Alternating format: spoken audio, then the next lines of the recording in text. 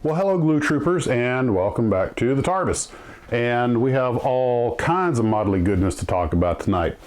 Okay, let's see. First, you notice, look, no back on the chair. This place is so tight, the back of the chair, the recliner would bump into things, and I realized I never really lean back in it. Maybe on occasion when I'm talking to you guys, even if I start leaning back, I realize it's not there. The center of gravity is still forward, so it's not going to go clunk. Famous last words. And again today, I turned the back of the chair hit the table. Fortunately, it didn't do any damage, but it almost knocked a bunch of stuff over Thte. And it's a family channel, so I don't want to say ass over tea kettle. But there were only 2 bolts holding it on, so I took them off, and so now I can spin around without worrying about knocking everything over. And just working today, it's already been a lot of additional freedom of movement. So I had a very unfortunate, let's call it a parts discipline problem. No, I'm not disciplining the parts. I had put some parts of the felixstowe that I had pre-painted and everything away, and I couldn't find them. I hid them so well that they were safe even for me. Then I finally found them, and the one part I was looking for, which is a bomb rack, wasn't in there. So, and I've been everywhere I can think to be, so it's possible it got swept up and away. Not something I can duplicate it with. I can make one out of scratch. It's just a bomb rack, but it's one of those things that just kind of annoys you. Now, on the big rig news was I got the tail pretty much done. Now, I bought some stretchy thread while I was at Michael's. This is 0.5 millimeter, and it's pretty stretchy. This is from Magic, I guess is the Stretch Magic is the name of it. Probably just their store brand. And I also got some stuff that was just about 1 millimeter that was black, but it's too big, it's too off scale. This is a little bit off scale, but it's close enough. And it made working with things a little bit easier, but there were, of course, some adventures. One thing you have to remember, of course, is if you're going to use stretch line, things are going to be under tension a little bit. And after I had everything done, one of the horns let go after everything was glued in place on the bottom of the tail. So I didn't want to go cutting the wires off and reglue it, so I actually was able to reglue it back on under tension, because ironically the stretch line and the previous existing line, which I had wrapped around it, didn't just glue it to it, but had wrapped around it, they actually pulled against each other just about right, that with a little, with using a pair of tweezers just to hold it in place. I gave it time, it hardened up, and the repair went well.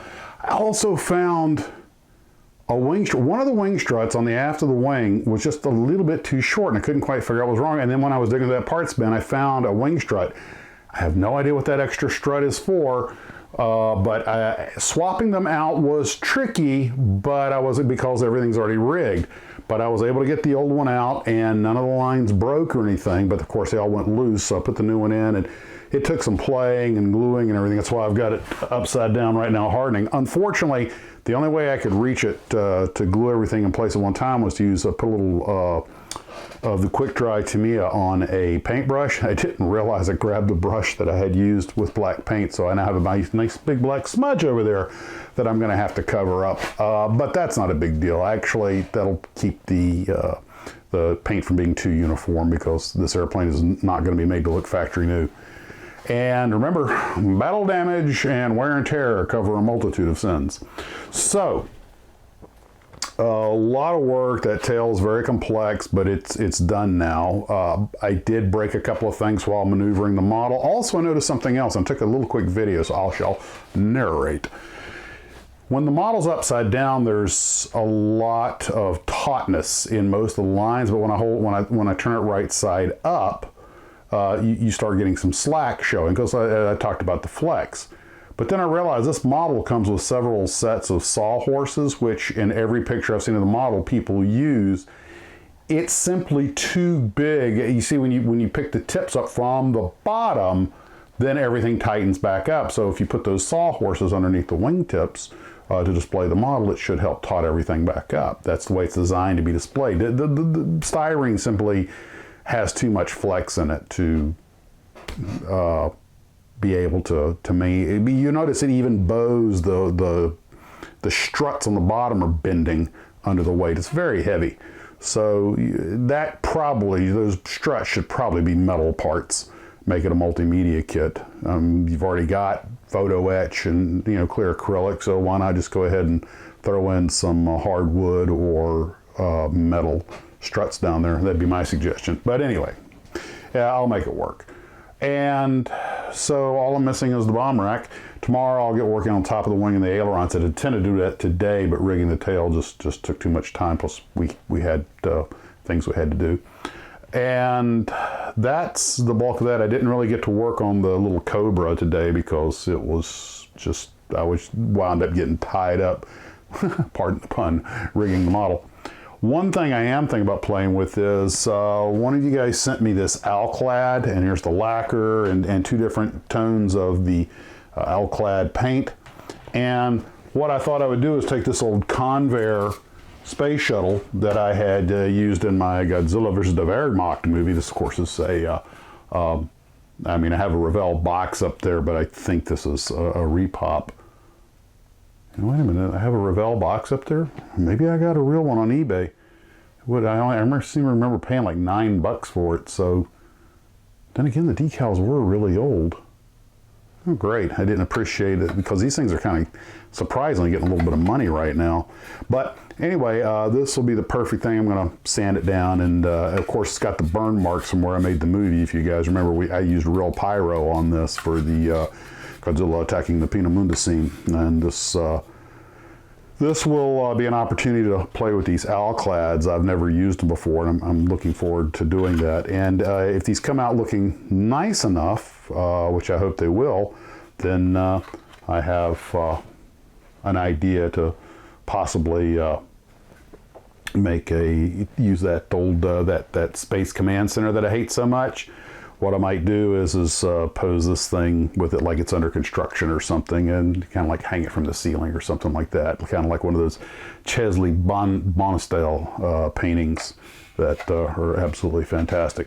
So, also, you guys know I'm going to be working on that. I've got that transparent F-86 in the short list for construction. I don't know when I'm going to get to it, but I had this Kai 109. It's at Kiwanishi. It's basically I believe it's kind of a transport version of the Peggy. But anyway, that came with clear option for the engine nacelles and the fuselage half. So what I'm going to do is build all the regular components on the airplane, but not have anything inside.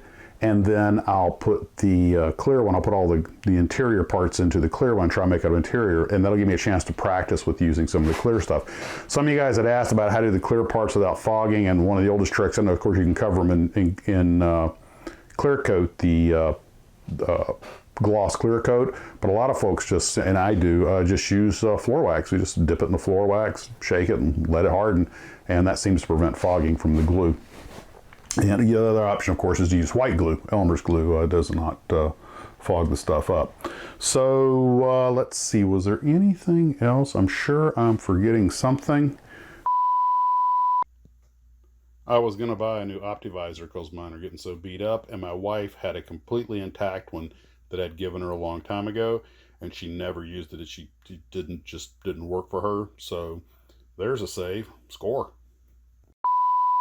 But, you know, I really probably ought to write a script, but I don't. And this is what it is. All right, well, I think that's enough for one night. And I want to thank everybody for tuning in. Hope you're having a great evening. Hopefully I can get this felixstowe finished off before I go back to work. And that's kind of my goal. But looking at some of these little projects that are kind of been looking at me. Some of them have been here over a year since I stopped working on them.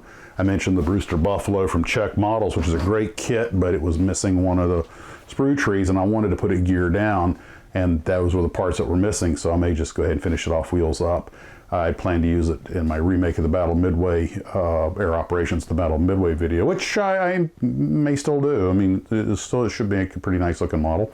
And I've got this Soyuz, which is, Vostok, which I've been playing with, it's that round shift kit from, I think, East Germany, and it's pretty rough, but it just kind of lost the mojo when I saw how rough it was looking. But it's still, I should go ahead and finish it off. It's about 70% done, and really all I have to do is put all the nodules, all of the little green tanks and everything, and I have beads. I'm about to do that, and the accoutrements around there, and just mount the capsule, and it'd pretty much be done. But some of these things have just been, and I want to get, of course, working on that kit bash of the Dornier 335 that Thte sent me. And well, I guess that's what we got for tonight, guys. I hope you're having a wonderful evening. And if you oh yeah, there was one other little thing. I remember while I was digging through, I found some of my old photographs. And you guys have seen these pictures before because they're the ones I use in my old models. But I was thinking, and who remembers this?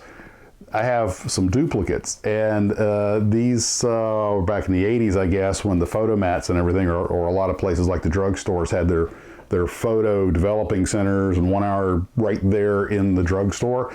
And what they would do was, because the business was getting really competitive, so a lot of them, the deal they offered was they'll give you dupes for free. And that was, of course, before digital came along and pretty much killed the film business. But this particular photo has, it's just got the AT-AT in the background.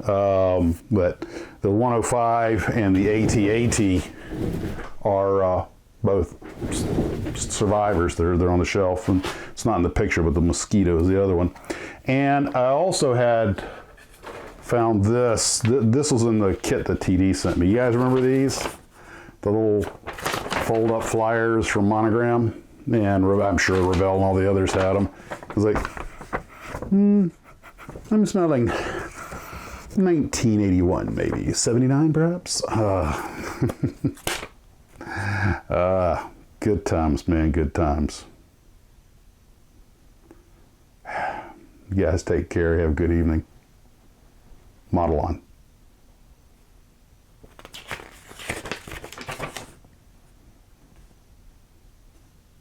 Phantom Mustang.